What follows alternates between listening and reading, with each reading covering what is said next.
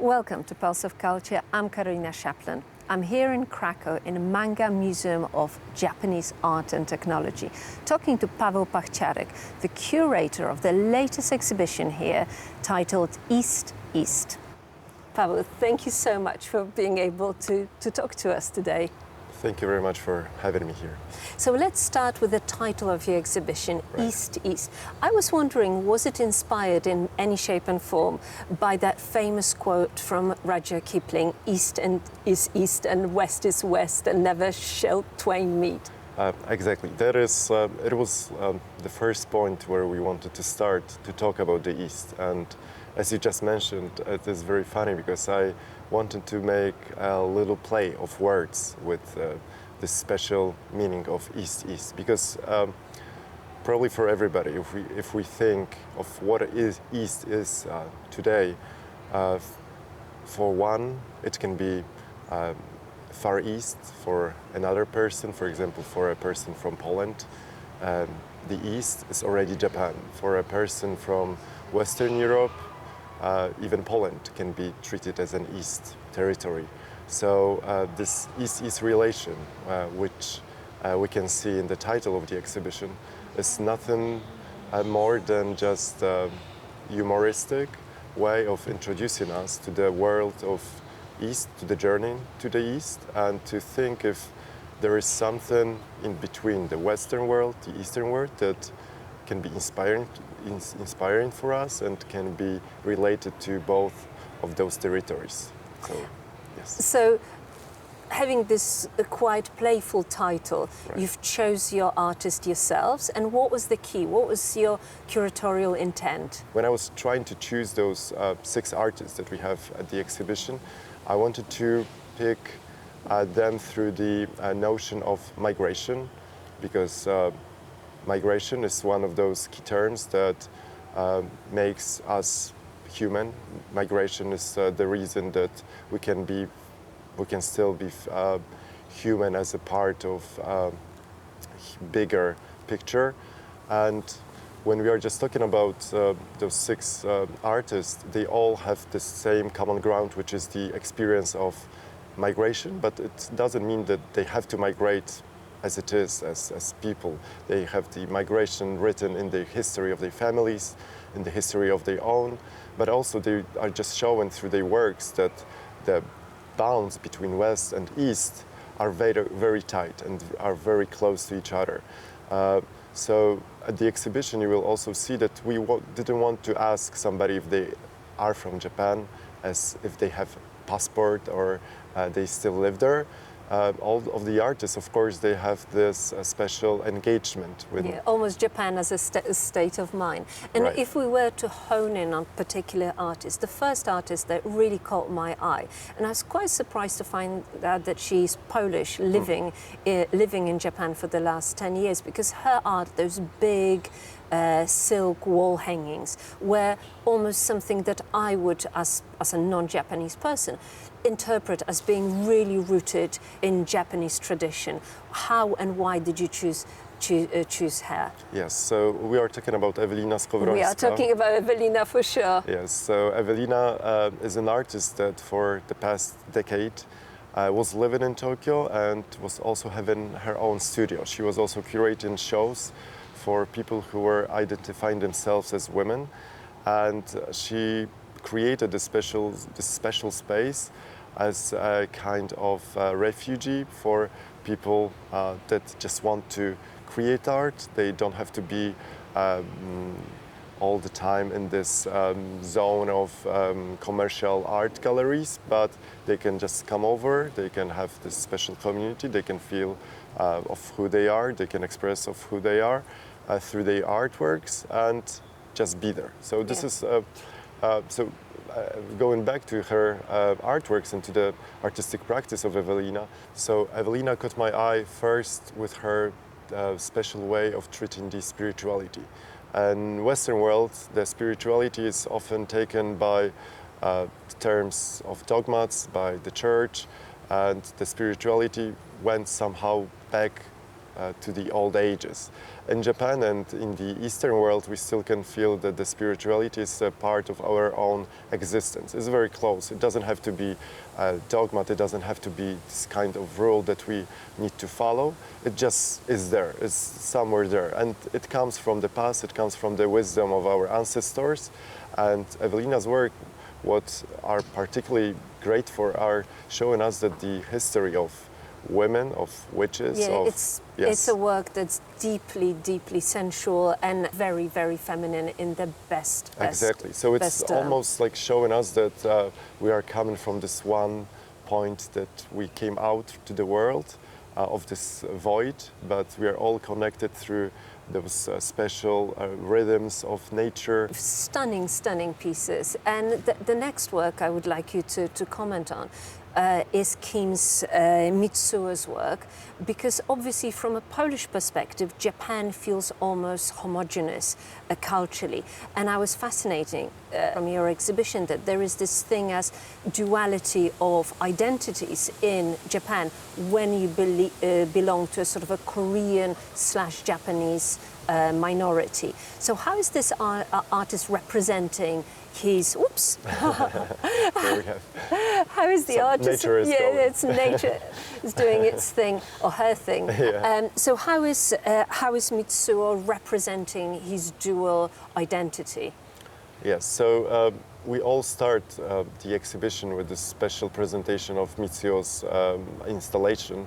And just when you just enter the exhibition space, you just see this big red boat that is just an allegory of the history of this personal history of him, of his family, but also in this wider terms, it shows us that the migration is the source of survival, is the source of being alive, because just to put it for our audiences, for our viewers, is that Kim Mitsuo's family came over to Japan from Korea. And they had to run away from, back then, the times that communist Korea was rising up, and they decided to go to Japan on the boat.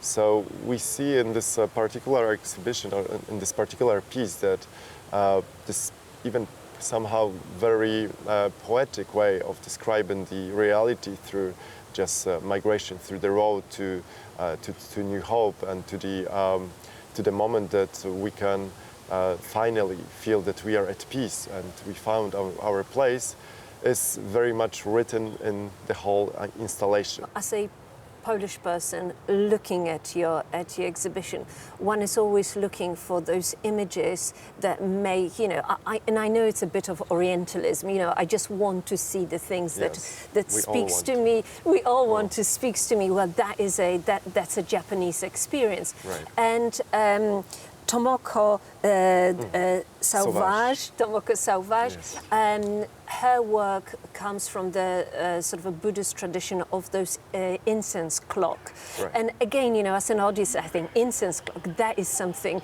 that I can understand as being exotic, but she looks at them in a very modern way. That's it. Tomoko plays with our notion of time. She just shows that time doesn't have to be this very firm construct where we have one point, another point, and we are always moving in the same intervals of times. She shows us that time can be a construct that is organic, that is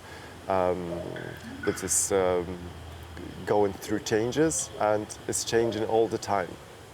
And so she invented those, let's say, bullock clock. This is the right name for her installation.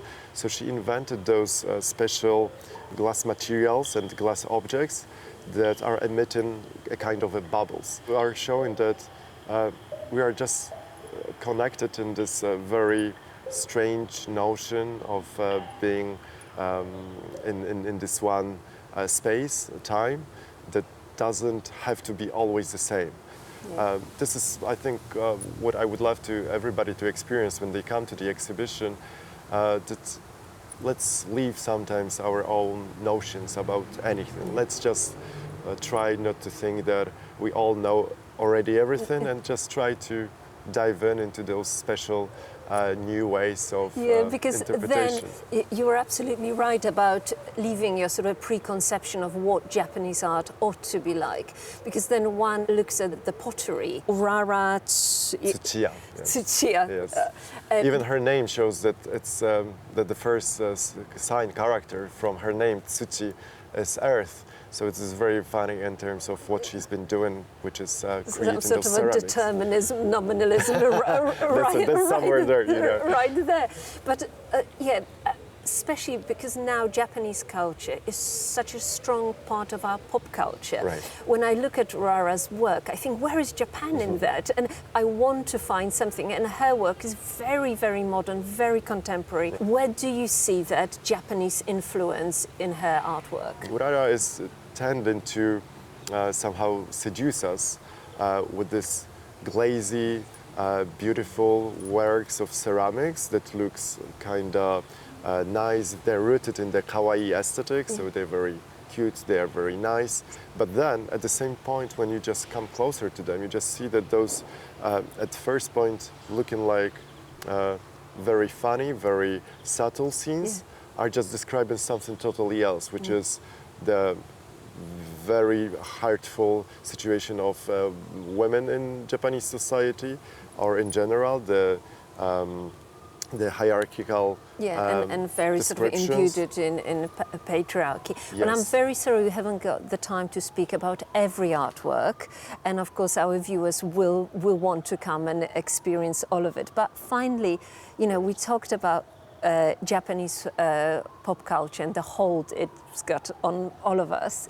Right. And I believe that pop culture was your way into Japan, because incredibly, not only you live in Japan, you're fluent in Japanese, and you're teaching in one of the top Japanese university.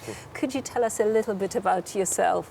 Well, maybe not to make it too long of mine own personal way to the East. I would just say that yes, as a 90s kid, born still under the communist era, but raised and during the 90s, I got to see the anime and manga boom in the 90s, and I think that this was one of the first particular situations when I got to get close to Japanese culture. But of course, it didn't start only there, because from the times when I was a kid, I also was very much inspired by Japanese traditional paintings, ukiyo-es, wood blocks, all those things that you can think of if you just look back into the 18th and 19th centuries of Japanese traditional art.